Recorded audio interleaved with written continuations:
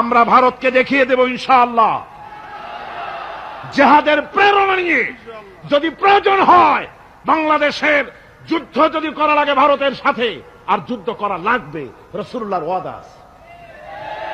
কার ওয়াদা?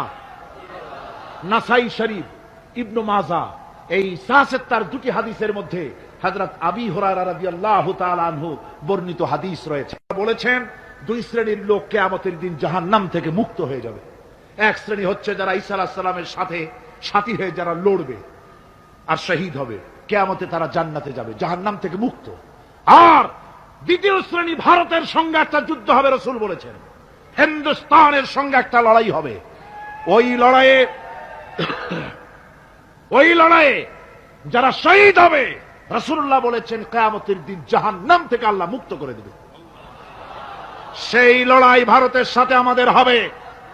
ওই লড়াই যেদিন বাঁধবে বাংলাদেশের সেনাবাহিনী, এয়ারফোর্স, ল্যান্ড ফোর্স, পুলিশ শুধু এরাই যুদ্ধ করবে না, বাংলাদেশের 12 কোটি তৌহিদি জনতা শহীদ তিতুমীরের বাস হাতে নিয়ে ভারতকে পিটিয়ে ঠান্ডা করবে ইনশাআল্লাহ।